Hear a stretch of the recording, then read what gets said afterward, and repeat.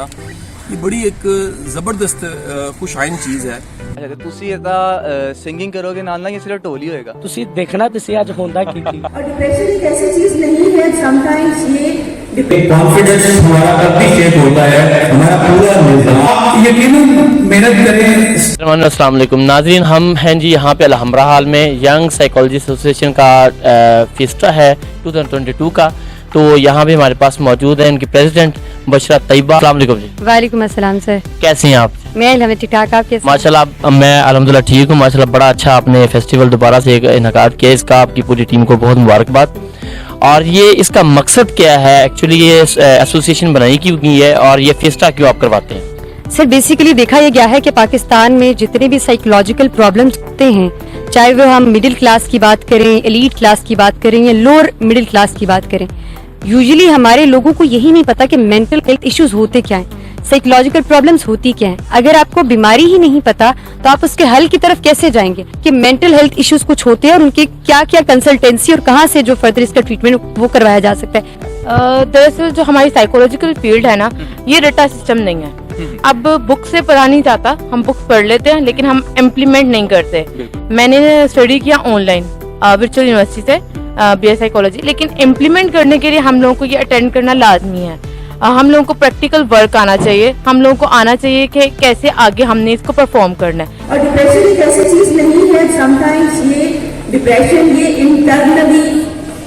Internalising disorder में आता है, जो बाहर से किसी को नजर शायद ना आए। बहुत सारी जैसे हाइपरटेंशन है, डायबिटीज है या हमारे फिजिकल प्रॉब्लम्स हैं, वो तो हमें पता चलता है कि ये चोट लगी है इसलिए हमें डॉक्टर के पास जाना है। लेकिन डिप्रेशन एक इंटरनल डिजीज है जो कि कोई भी इंसान उसको फेस कर रहा होता है, लेकिन शायद वो बाहर दूसरे लोगों को पता नहीं चल रहा होता कि ये किस किस्म के फेज में से गुजर रहा है। मेरा नाम फरीद अहमद है और मैं YPA में यंग साइकोलॉजिस्ट एसोसिएशन में एज चेयरमैन और फाउंडर काम कर रहा हूँ। यंग साइकोलॉजिस्ट एसोसिएशन हर साल जो जहनी बीमारियां हैं और जो मेंटल हेल्थ है उसकी अवेयरनेस पर एक एनुअल फेस्टिवल इनकाद करती है, जिसका मकसद ये होता है कि किसी तरह से एंटरटेनमेंट के रैपर के अंदर हम जो मेंटल हेल्थ अवेयरनेस है उसको इंजेक्ट कर कर as a entertainment factor public को ये अवेयर करवा सके कि एंजाइटी है, डिप्रेशन है या आपको कोई भी साइकोलॉजिकल प्रॉब्लम है तो वो भी एक बीमारी है। आपने उसको ट्रीटमेंट की तरफ उसके लिए जाना है। आपने सिर्फ जो है वो पैनाडोल और डिस्प्रीन के ऊपर जो है वो अफादा नहीं करना, आपने साइकोलॉजिस्ट के पास जाना है और अपनी उस प्रॉब्लम को आइडेंटिफाई करना है। सर ये सेल्फ एस्टीम, क्योंकि हमारा टॉपिक स्कूल के बच्चों से मुंसलिक है, तो मैं ये चाहूँगा हमें रिव्यू करना है। ये सेल्फ एस्टीम, सेल्फ कॉन्फिडेंस बच्चे की जो स्टूडेंट है, छोटा बच्चा स्कूल का, उसके लिए कितनी जरूरी है। कॉन्फिडेंस हमारा तब भी शेक होता है, हमारा पूरा निज़ाम, तालीमी निज़ाम, माशरती निज़ाम मुकाबले में कायम है। मुकाबला मोहब्बत नहीं सिखा सकता। मुकाबला या तो हमें से किसी एक की सेल्फ एस्टीम को बुलंद कर देगा, बाकी टीम की नीचे कर देगा। हम जिन इदारों को लीड करते हैं तो हर रोज ये देखते हैं कि वहां पर फर्स्ट तो कोई एक आएगा, डॉक्टर करने के लिए जाते हैं, डॉक्टर को शायद तो एक बनेगा, बाकी सारे मरीज बन जाते हैं। इसकी क्या वजह है कि उनको ये बताया नहीं गया कि अगर आप पास नहीं आएंगे तभी आप एक इख्तियार के काबिल हैं, एक तकलीफ के काबिल, इज्जत के काबिल इंसान है। तो ये जब बताया जाएगा तो कॉन्फिडेंस भी डेवलप होगा, फिर सेल्फ एस्टीम भी डेवलप होगी। हमारे मेंटोर कासिम साहब, सर YPA के मतलब आप कोई दो कमेंट जी बहुत अच्छा काम कर रहे हैं यंग साइकोलॉजिस्ट, और मैं समझता हूँ कि इस तरह की एसोसिएशन का बनना, इस तरह की तंजीम का बनना ये बड़ी एक ज़बरदस्त खुशाइन चीज़ है कि यंग साइकोलॉजिस्ट को एक प्लेटफॉर्म मिल रहा है। और आने वाले दिन जो हैं ये फील्ड के और मजबूत होने के और इसके स्कोप के बड़े वाइडर के होने के चांसेस। बहुत थैंक यू सर। मेरा नाम उमर मुश्ताक है और मैं CEO एंड फाउंडर हूँ साइक स्टेशन का, और YPA के साथ मैं एज अ डायरेक्टर जनरल काम कर रहा हूँ।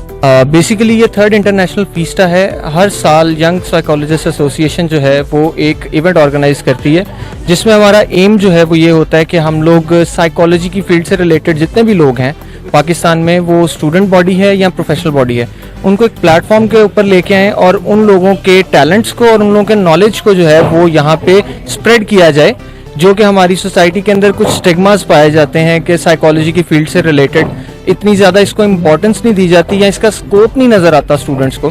تو ان چیزوں کو کلیریفائی کرنے کے لیے اور ان چیزوں کو بہتر طریقے سے ایڈریس کرنے کے لیے ہم لوگ یہاں پہ اپنے سینئر پروفیشنلز کو اور پاکستان کے باہر سے بھی ریپریزنٹیشنز کو ہم انوائٹ کرتے ہیں کہ وہ یہاں پہ آئیں اور آ کے جو ہے وہ اپنے اظہار رائے کریں اور ہمیں بتائیں کہ فیلڈ میں کس طرح سے کام مزید اور ہو سکتا ہے. جی سب تو پہلے تو منو پروگرام دیکھ کے اور اندا ادب و احترام دا لہجہ دیکھ کے منو اتنا عمدہ لگا اور اتنا اچھا لگا ماشاءاللہ. اور جو اج اسی تانوں خوش کریں گے جس چیز دے نال وہ ہے وے کہ اج ٹول تے تسی سنتے رہندے ہو کہ ٹول دے نال اج تسی خود ٹول سیکھ کے جاؤ گے. شادی بھی آ رہی ہے کمال ہوئے گا.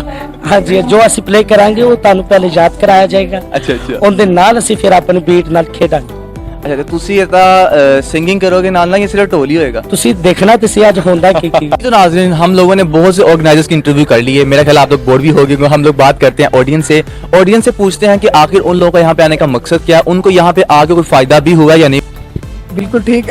جو مین ہمارا مقصد ہے اس کو اٹینڈ کرنے کا وہ بیسک یہی تھا کہ ہم دیکھنا چاہتے ہیں کہ ہمارا سائیکولوجی کا اسکوپ کیا ہے اور جو بیسک کون سی وہ ڈومین ہے کہ پاکستان لیول پہ اسپیشلی لاہور لیول پہ جس پہ کام کرنا چاہیے. میں سائیکالوجی اسٹوڈنٹ میں MSc کری ہوں پنجاب یونیورسٹی سے، تو میرے لیے تو یہ بہت انفارمیٹیو ہے کیونکہ بیسیکلی ینگ سائیکالوجسٹ جو بھی ہوتے ہیں ان کا بتاتے ہیں کہ ہمارے معاشرے میں کیا کیا پرابلمس ہیں اور ینگ اسٹوڈنٹ کیونکہ ہم نئی جنریشن ہے، ہم لوگوں نے اسی کو آگے لے کے چلنا ہے، تو ہمارے لیے یہ چیز کتنی انفارمیٹیو ہے، ہم اس کو سوسائٹی میں کس طریقے سے عام کر سکتے ہیں. تو یہ بیسیکلی ہمارے لیے تھا. تو اس میں ڈفرینٹ اپرچونیٹیز بہت اچھے لوگوں نے اس کے بارے میں باتیں کی ہے اور بتایا ہم لوگ کو مزید گائڈ کیا کہ آپ ڈفرینٹ میڈیٹیشن یا ٹیکنیکس یا تھراپیز کے تھرو آپ کس طریقے سے دوسروں کی جو پرابلمز ہوتی ہے ان کو کس طریقے سے جو ہے وہ ٹھیک کر سکتے ہیں.